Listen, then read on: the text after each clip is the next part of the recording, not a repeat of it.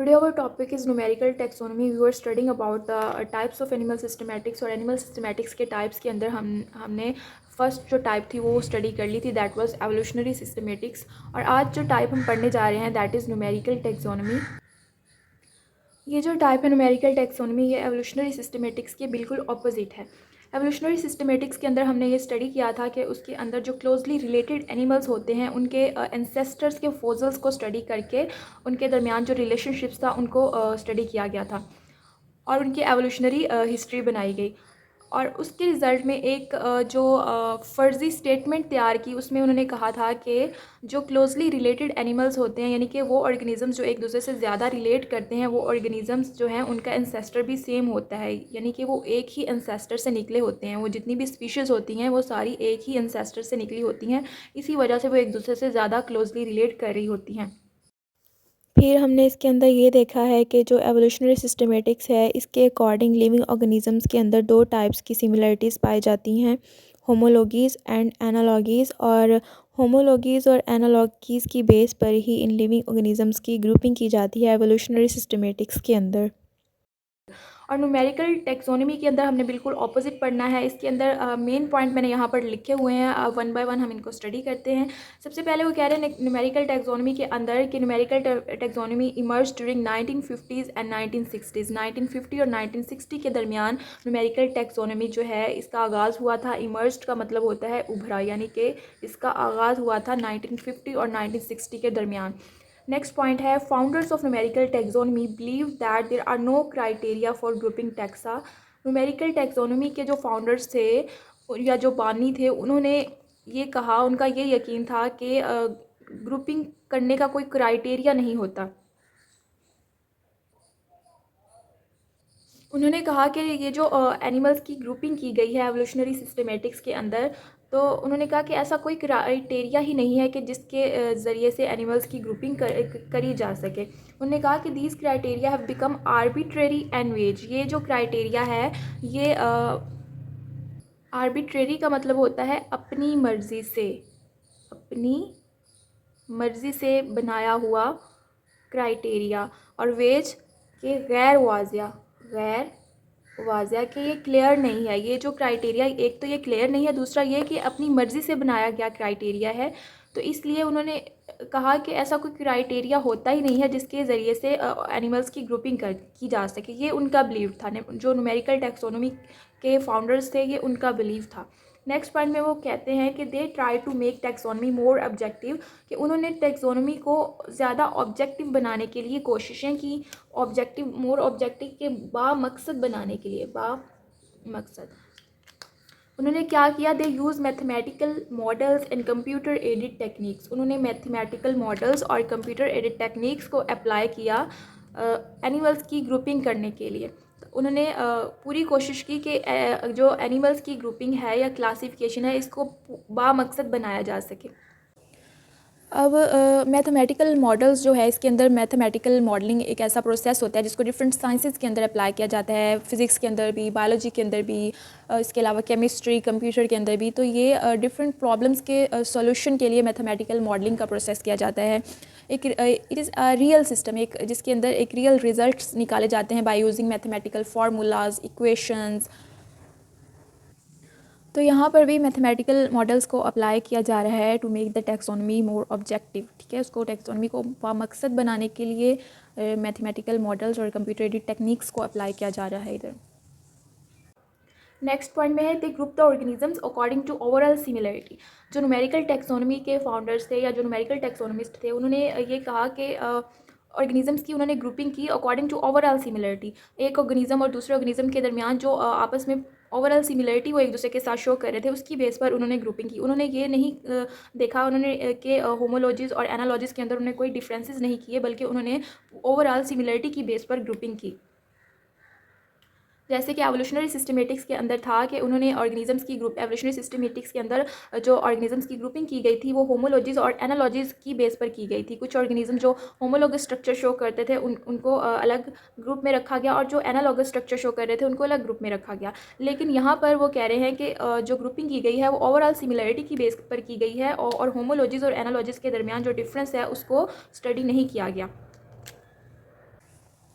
अब इस टॉपिक के अंदर 2 मेन डिफरेंसेस बताए गए हैं between the numerical taxonomy and evolutionary systematics. तो सबसे पहले यहाँ पर है कि numerical taxonomy do not distinguish between homologies and analogies के जो न्यूमेरिकल टेक्सोनमी है उसके अंदर होमोलॉगीज और एनालॉगीज के दरमियान कोई भी डिफरेंस नहीं किया जाता, जबकि हमने देखा था एवोल्यूशनरी सिस्टमैटिक्स के अंदर होमोलॉगीज और एनालॉगीज के दरमियान डिफरेंस भी किया गया था और इन दोनों की बेस पर ग्रुपिंग भी की गई थी। एवोल्यूशनरी सिस्टमैटिक्स के अंदर होमोलॉगीज और एनालॉगीज के अंदर ये डिफरेंस देखा था कि जो होमोलॉगीज होते हैं वो ऑर्गेनिज्म जो है वो स्ट्रक्चरली सिमिलरिटी शो करते हैं, बट वो उनके जो स्ट्रक्चरली तो सिमिलर होते हैं लेकिन फंक्शनली वो एक दूसरे से डिफरेंट होते हैं।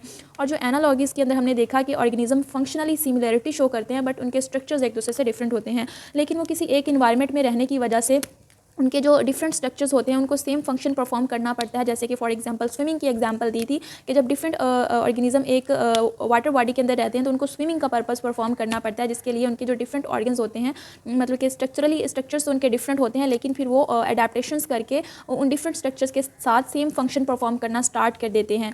ठीक है, और तो ये डिफरेंसेस देखे थे होमोलॉगीज और एनालॉगीज के अंदर। हमने एवोल्यूशनरी सिस्टमैटिक्स के अंदर हमने ये देखा कि होमोलॉगीज के अंदर जो ऑर्गेनिजम्स होते हैं उनका कॉमन एंसेस्टर होता है और एनालॉगीज के अंदर जो ऑर्गेनिजम्स होते हैं ये डिफरेंट ऑर्गेनिजम्स होते हैं, इनके एंसेस्टर्स डिफरेंट होते हैं, ये बाद में जाकर जो है रिलेट करना स्टार्ट कर देते हैं, सेम फंक्शन परफॉर्म करने लगते हैं एक सेम इन्वायरमेंट के अंदर रहने की वजह से, तो ये रिलेट करना स्टार्ट कर देते हैं। लेकिन ये स्ट्रक्चरली रिलेट कर रहे होते हैं क्योंकि इनके जो एंसेस्टर्स होते हैं वो सेम होते हैं, इसलिए इनके स्ट्रक्चर भी जो हैं एक दूसरे से सेम होते हैं और ये स्ट्रक्चरली रिलेट कर रहे होते हैं। और बाद में जाके ये फंक्शनली डिफरेंट इसलिए हो जाते हैं क्योंकि इनके जो इकोलॉजिकल रोल होते हैं वो डिफरेंट हो जाते होंगे, इन्वायरमेंट डिफरेंट हो जाता होगा, जिस वजह से ये बाद में जाके डिफरेंट फंक्शंस परफॉर्म करने लग जाते हैं। तो ये तो हमने देखी थी इनके अंदर डिफरेंसेस एवोल्यूशनरी सिस्टमेटिक्स के अंदर, और इन दोनों का रोल भी देखा कि होमोलॉजीज और एनालॉजीज दोनों की बेस पर एवोल्यूशनरी सिस्टमेटिक्स के अंदर ग्रुपिंग की गई थी। लेकिन न्यूमेरिकल टेक्सोनॉमी के अंदर ऐसा कुछ भी नहीं है। न्यूमेरिकल टेक्सोनॉमी जो है वो इन दोनों के दरमियान कोई भी डिफरेंस शो नहीं कर रही। न्यूमेरिकल टेक्सोनॉमी ये कहती है कि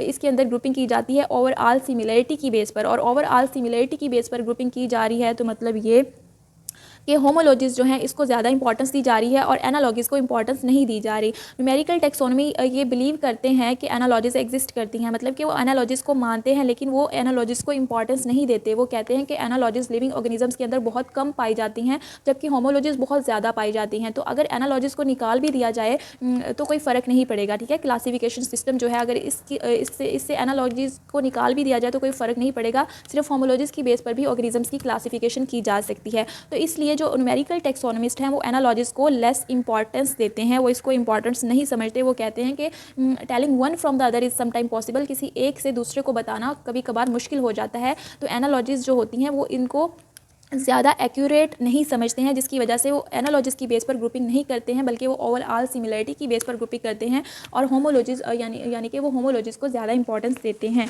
नेक्स्ट पॉइंट के अंदर वो कह रहे हैं कि they limit the discussion of evolutionary relationship to closely related taxa. अब एक तो डिफरेंस हमने ये देखा कि होमोलॉजीज़ और एनालॉजीज़ जो है न्यूमेरिकल टेक्सोनॉमी के अंदर इन दोनों का डिफरेंस नहीं किया जाता। इसमें सिर्फ होमोलॉजीज़ को इंपॉर्टेंस दी गई है, एनालॉजीज़ को इंपॉर्टेंस नहीं दी गई है, और जबकि एवोल्यूशनरी सिस्टमेटिक्स के अंदर दोनों को इंपॉर्टेंस दी गई है। एक डिफरेंस ये हो गया। दूसरा डिफरेंस वो ये कह रहे हैं कि जो न्यूमेरिकल टेक्सोनॉमी है इन्होंने जो एवोल्यूशनरी रिलेशनशिप की डिस्कशन है उसको लिमिटेड कर दिया है टू क्लोजली रिलेटेड टैक्सा। मतलब ये कि न्यूमेरिकल टेक्सोनॉमी सिर्फ क्लोजली रिलेटेड टैक्सा को ही स्टडी करते हैं, वो डिस्टेंटली रिलेटेड टैक्सा की बेस पर ग्रुपिंग नहीं करते हैं। मतलब ये कि जो न्यूमेरिकल टैक्सोनॉमी है वो क्लोजली रिलेटेड ऑर्गेनिजम्स के ही एवोल्यूशनरी रिलेशनशिप्स को निकालते हैं और डिस्टेंटली रिलेटेड ऑर्गेनिजम्स पर वो फोकस नहीं करते। फॉर एग्जांपल अगर यहाँ एक बटरफ्लाई की एग्जांपल ली जाए, एक बटरफ्लाई है, ठीक है, और बटरफ्लाई क्या होता है, ये आर्थ्रोपोड होता है, क्लास इंसेक्टा से बिलोंग करता है, फालम आर्थ्रोपोडा से बिलोंग करती है बटरफ्लाई। दूसरी तरफ अगर एक हम मैमल ले लें, फॉर एग्जांपल मंकी ले लेते हैं, तो मंकी क्या है, ये एक मैमल है और वो फाइलम कोर्डेटा से बिलोंग करता है। अब एक मैमल लिया है हमने, एक मैमल लिया है और एक इंसेक्ट लिया है। अब मैमल और इंसेक्ट्स के दरमियान वो डिफरेंसेस नहीं करेंगे एक दूसरे से, मतलब वो इन दोनों के दरमियान रिलेशनशिप्स को नहीं निकालेंगे। ठीक है, वो मैमल्स जो हैं उनको दूसरे अदर मैमल्स के साथ कंपेयर करेंगे, मैमल्स को अदर मैमल्स के साथ देखेंगे और इंसेक्ट्स को अदर इंसेक्ट्स के साथ देखेंगे। ठीक है, वो जो एक मैमल्स के अगर मंकी की एग्जांपल लिया ना मैंने, तो वो इस मंकी को हॉर्स से, डंकी से, इसके अलावा डॉग से कंपेयर करेंगे, इनके आपस में रिलेशनशिप्स देखेंगे। और इंसेक्ट्स को अगर बटरफ्लाई की एग्जांपल लिया तो दूसरे इंसेक्ट्स के साथ कंपेयर करेंगे और उसके साथ उसके रिलेशनशिप देखेंगे। यानी कि जैसे बटरफ्लाई है तो ये हाउस फ्लाई के साथ उसको कंपेयर करेंगे, इसको डिफरेंट ड्रैगन फ्लाई के साथ कंपेयर करेंगे। तो मतलब ये कि इसके अंदर जो क्लोजली रिलेटेड ऑर्गेनिजम्स होते हैं उनके एवोल्यूशनरी रिलेशनशिप्स को देखते हैं न्यूमेरिकल टैक्सोनॉमिस्ट। वो सारे ऑर्गेनिज्म जो मतलब कि डिस्टेंटली रिलेटेड ऑर्गेनिजम्स हैं उनको नहीं देखते। उन्होंने ये डिस्कशन जो है एवोल्यूशनरी रिलेशनशिप्स की वो लिमिटेड कर दी है टू क्लोजली रिलेटेड टैक्सा। वो सिर्फ क्लोजली रिलेटेड ऑर्गेनिजम्स के अंदर ही एवोल्यूशनरी रिलेशनशिप्स को स्टडी करते हैं, वो डिस्टेंटली रिलेटेड ऑर्गेनिजम्स के अंदर स्टडी नहीं करते। जबकि एवोल्यूशनरी सिस्टमेटिक्स के अंदर क्लोजली रिलेटेड ऑर्गेनिजम्स को भी उनके आपस में रिलेशनशिप भी देखे जाते हैं और डिस्टेंटली रिलेटेड ऑर्गेनिजम्स के भी आपस में रिलेशनशिप देखे जाते हैं। जबकि न्यूमेरिकल टैक्सोनॉमी में ऐसा बिल्कुल नहीं है। तो ये दो मेन डिफरेंसेस थे between the numerical taxonomy and evolutionary systematics. Hope you like the lecture and subscribe my channel, like and share and comment.